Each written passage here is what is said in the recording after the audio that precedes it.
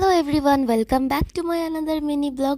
আজকে আমি গেছিলাম দিদির বাড়িতে, আর ওখানে ট্রেন থেকে নেমেই চলে গেছিলাম একটা রেস্টুরেন্টে খাওয়া দাওয়া করতে। ওখান থেকে 2 রকমের কাবাব খেয়েছিলাম। কাবাব খেয়ে নিয়ে চলে এসেছিলাম দিদির বাড়িতে।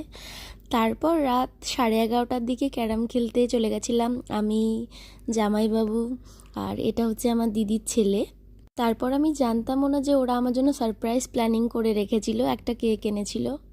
কেক টেক কেটে তারপর ঘুমিয়ে পড়েছিলাম। আর এটা ছিল আমার ব্রেকফাস্ট: চালের আটার রুটি, আলুর তরকারি আর গুড়ের পায়েস, আমার ফেভারিট।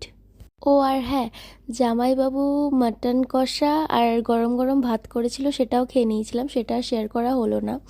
তারপর এই যে চলে গেছিলাম আমরা ঘুরু ঘুরু করতে, আমি, দিদি, জামাইবাবু, মনা আর আমার বেস্ট ফ্রেন্ড।